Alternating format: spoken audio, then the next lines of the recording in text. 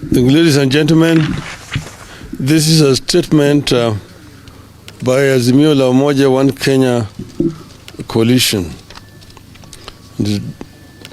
on the launch of a digital signature platform. And I just want to announce, before I read the statement, that this platform is now up and running, and any Kenyan, wherever they are, you can just go to www.tumechoka.com and you will be able to access it.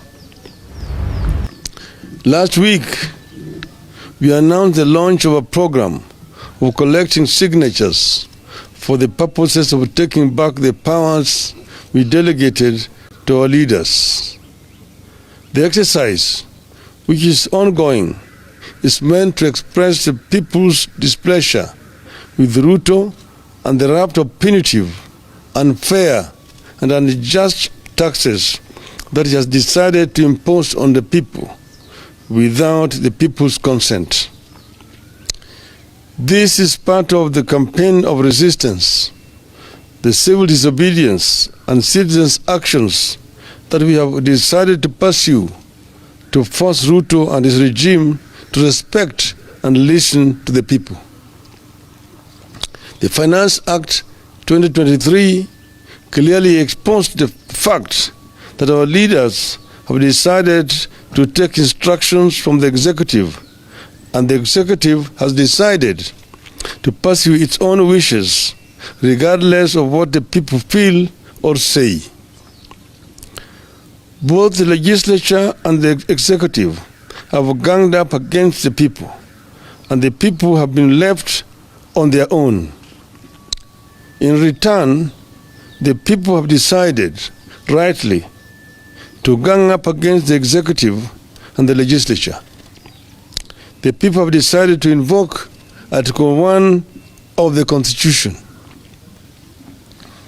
The process we are engaging in is about the deliberate policy decisions by the Kenya Kwanza regime to make life unbearable to a great majority of Kenyans, despite the consistent appeal by Kenyans for the regime to take actions to lessen their burden.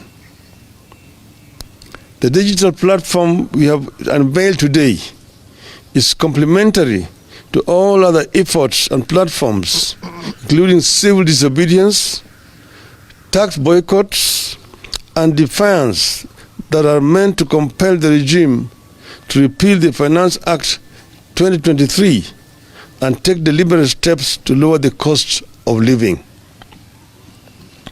These actions are also meant to compel the regime to address all the weighty issues that we have been pushing for, including a bipartisan reconstitution of the IEBC, audit of the 2022 elections, and an end to the invasion and compromising of parties and members of parliament. The digital platform we have unveiled today will therefore run alongside manual or physical signature collection, and we urge Kenyans to feel free to choose between digital and manual platforms, whichever they are comfortable with. We are aware that Kenya Kwanza has questioned where we will take the signatures and the legality of the exercise. We don't expect them to understand.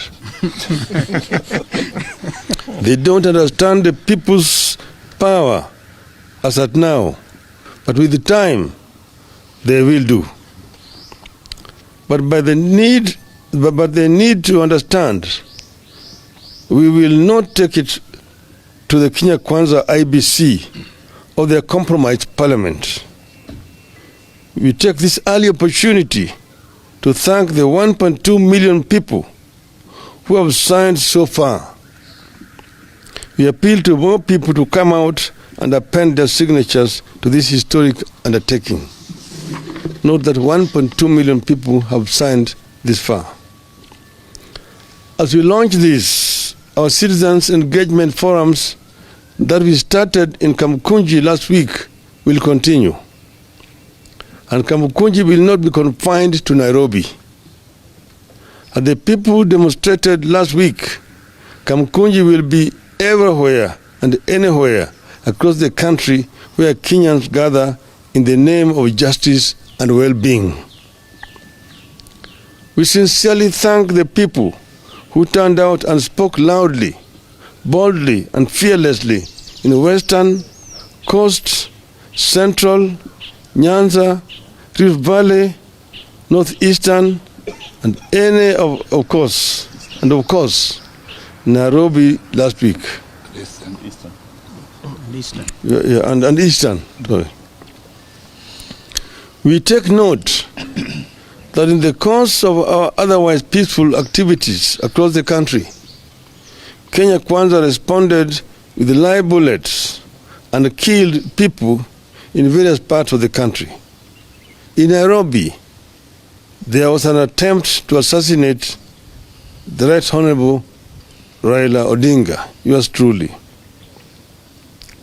We know they are getting it very wrong and missing the point that what Kenyans have started is a self-propelling movement.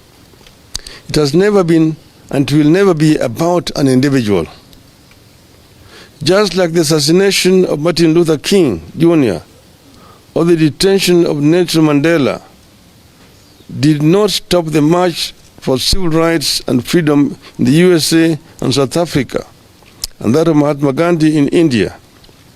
No amount of shooting, tear gas, or even assassination will stop the march of history in this country. However, we intend to move to court and institute prosecution against individual officers who are involved in unconstitutional and illegal actions against protesters in the course of our activities. Our activities are protected by the Constitution. By resorting to civil disobedience and protests, we can't be wrong unless the law itself is wrong. Kenyans must never be made to believe that they are wrong when they protest.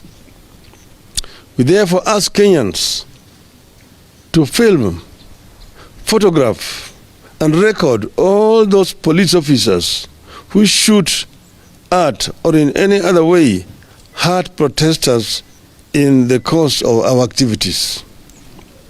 Such officers are acting in disregard for the Constitution, and we must make them pay for their illegal activities. We are back tomorrow at Kamukunji, Nairobi, and Kamukunjis elsewhere and everywhere across the country. Once again, we appeal to Kenyans to come out in even bigger numbers and make their voices heard. With the time, Ruto will respect Kenyans. What we started last week was only the first wave.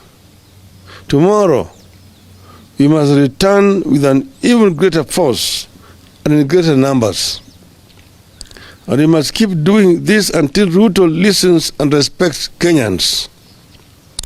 Finally, and most importantly, let us stay united. We need unity now more than ever. With unity, the fight won't be long, and we will get many of the things we desire and deserve. Let us stick together until the end. See you in Kamukunji tomorrow. Yeah. Thank you. Very good.